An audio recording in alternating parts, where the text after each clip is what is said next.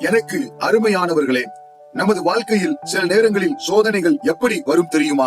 ஒரு பெரிய புயலை போல சொல்லிக் கொள்ளாமல் வரும். ஒரு தொலைபேசி அழைப்பாக வரலாம், மருத்துவரின் அறிக்கையாக வரலாம், வங்கியின் அறிவிப்பாக வரலாம், நம்பிய ஒருவரின் துரோகமாக வரலாம். சில நிமிடங்களில் நமது நிம்மதி, தூக்கம், சந்தோஷம் அனைத்தையும் உலுக்கிவிட்டு இனி என் வாழ்க்கை இப்படியே தானா என்ற பயத்தை மனதில் விதைக்கலாம். வியாபாரத்தில் நஷ்டம், தீராத பண கஷ்டம், வியாதி, ஏமாற்றம், உறவுகளில் பிரிவு, துரோகம், இப்படி ஏதோ ஒரு புயல் இன்று உங்களை உலுக்கிக் கொண்டிருக்கலாம். இந்த வேதனை எப்போது முடியும்? என் வாழ்க்கை ஏன் இப்படி இருண்டு கிடக்கின்றது என்று நீங்கள் கலங்கலாம். இன்று நீங்கள் வெளியே சிரித்துக் கொண்டிருந்தாலும் உள்ளே யாருக்கும் தெரியாத ஒரு புயலோடு போராடி கொண்டிருக்கலாம். இந்த நோய் எப்போது மாறும்? இந்த கடன் எப்போது தீரும்? இந்த குடும்ப போராட்டம் எப்போது அடங்கும்? எனக்கு எதிராக செய்யப்படும் தீமை எப்போது நிற்கும்? என் ஜெபத்திற்கு பதில் எப்போது வரும் என்று கண்ணீரோடு நீங்கள் கதறிக் கொண்டிருக்கலாம். பரிசுத்த வேதாகமும் இன்று உங்களுக்கு ஒரு உண்மையை சொல்லுகின்றது. ஒவ்வொரு புயலுக்கும் ஒரு காலாவதி தேதி உண்டு. ஆம், எவ்வளவு பெரிய துன்பம் என்கின்ற சூறாவளியாக இருந்தாலும் அதற்கு ஒரு முடிவு உண்டு. இன்று தேவன் உங்களிடம் சொல்லும் வார்த்தை இதுதான்: மகனே, மகளே, இந்த புயல் உன் நிரந்தர முகவரி அல்ல. இது நீ கடந்து செல்லும் ஒரு பாதை மட்டுமே. நீ தண்ணீர்களை கடக்கும் போது நான் உன்னோடு இருப்பேன். நீ ஆறுகளை கடக்கும் போது அவைகள் உன்மேல் புரளுவதில்லை. தேவன் ஆறு வராது என்று சொல்லவில்லை. ஆற்றை கடக்கும் போது நான் உன்னோடு இருப்பேன் என்கிறார். பிசாசு புயலை காட்டி பரிசுத்த தேவன் உன்னை மறந்துவிட்டார் என்று சொல்லுவான். ஆனால் தேவன் தமது பிரசன்னத்தை சுட்டி காட்டி நான் உன்னோடே இருக்கிறேன் என்கிறார். இந்த உலகத்தில் ஆரம்பம் இல்லாத எதுவும் இல்லை, அதே போல் முடிவு இல்லாத எதுவும் இல்லை. இரவுக்கு ஒரு முடிவு உண்டு, மழைக்கு ஒரு முடிவு உண்டு, வேதனைக்கு ஒரு முடிவு உண்டு, சோதனைக்கு ஒரு முடிவு உண்டு, கண்ணீருக்கும் ஒரு முடிவு உண்டு, தனிமைக்கு ஒரு முடிவு உண்டு, அவமானத்திற்கு ஒரு முடிவு உண்டு, துரோகத்திற்கும் ஒரு முடிவு உண்டு. பிசாசானவன் நம்மிடம் நீ சாகு மட்டும் இப்படியே தான் இருக்க போகின்றாய் என்று பொய் சொல்லுவான். ஆனால் தேவன் என்று சொல்லுகின்றார், நிச்சயமாகவே ஒரு முடிவு உண்டு, உன் நம்பிக்கை வீண் போகாது என்று. ஆம், எவ்வளவு பெரிய சூறாவளியாக இருந்தாலும் அதற்கு ஒரு முடிவு உண்டு. இந்த புயல் உங்களை அழிப்பதற்காக வரவில்லை, உங்களை செப்பனிடுவதற்காக வந்திருக்கின்றது. உங்களை உடைப்பதற்காக வரவில்லை, உங்கள் பலவீனங்களை உடைத்து உங்களை புதிய மனிதனாக உருவாக்குவதற்காக வந்திருக்கின்றது. தேவன் உங்கள் புயலுக்கு கொடுத்த காலக்கெடு முடிவடையும் பொழுது உங்களை சூழ்ந்திருக்கும் இருள் விலகியே தீர வேண்டும். உங்களை வதைக்கும் காலம் முடிவுக்கு வந்தே தீர வேண்டும். அதுதான் தேவனின் நியதி. ஒரு சுரங்க பாதையில் பயணம் செய்யும் ரயில் உள்ளே இருட்டு மட்டுமே தெரியும். ஆனால் ரயில் ஓட்டுநருக்கு மட்டும்தான் தெரியும் சுரங்கத்திற்கு அப்பால் வெளிச்சம் இருக்கின்றது என்று. அதே போல் நீங்கள் சுரங்கத்தின் நடுவில் இருக்கலாம், ஆனால் தேவன் முடிவை பார்க்கின்றார். உங்கள் தற்போதைய சூழ்நிலை ஒரு இருண்ட சுரங்க பாதையை போல இருக்கலாம், ஆனால் தேவன் அதற்கு ஒரு எல்லையை குறித்திருக்கின்றார்.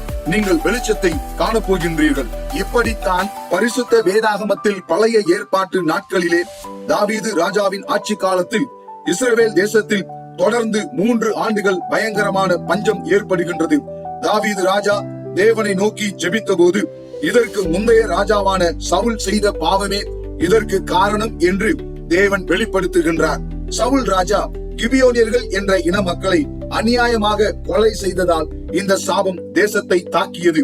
இந்த பஞ்சமும் சாபமும் நீங்க வேண்டும் என்றால் சவுலின் வம்சத்தை சேர்ந்த 7 ஆண்களை தங்களிடம் ஒப்படைக்க வேண்டும் என்று கிபியோனியர்கள் கேட்கின்றனர்.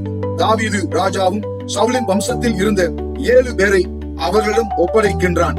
அந்த 7 பேரில் சவுலின் மறுமனையாட்டியான ரிஸ்பால் என்ற தாயின் 2 மகன்களும் இருந்தனர். அவர்கள் 7 பேரும் ஒரே நாளில் ஒரு மலையின் மேல் கொடூரமாக கொலை செய்யப்பட்டு தூக்கில் இடப்படுகின்றனர். ஒரே நாளில் தனது 2 மகன்களையும் இழந்த அந்த தாயின் வாழ்க்கை இருண்டு போகின்றது.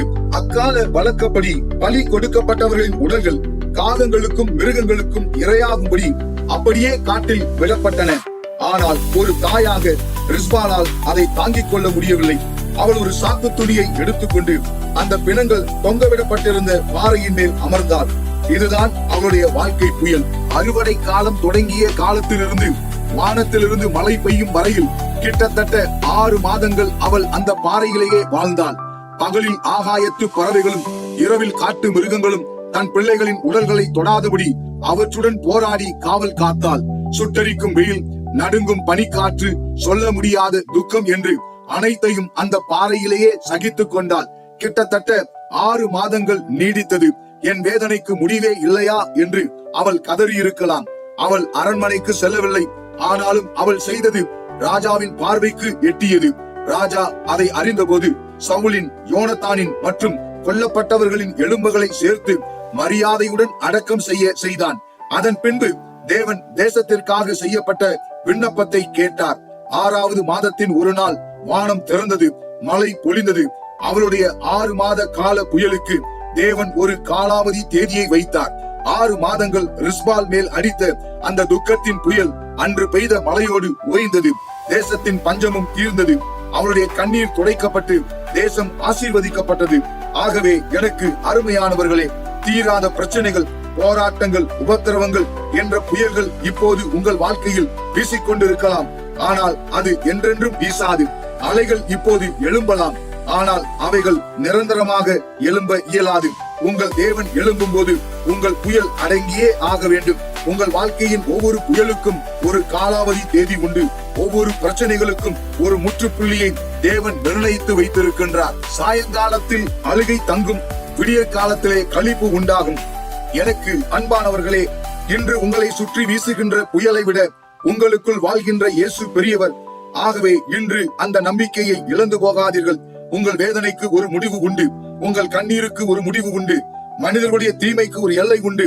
உங்கள் காத்திருப்புக்கும் ஒரு முடிவு உண்டு. இது உங்கள் வாழ்க்கையின் முடிவு அல்ல. இது ஒரு கடந்து செல்லும் காலம் மட்டுமே. ஒரு உண்மையை நினைவில் வைத்துக் கொள்ளுங்கள். வேதாகமத்தில் நிரந்தரமான பிரச்சனை என்று ஒன்று இல்லவே இல்லை.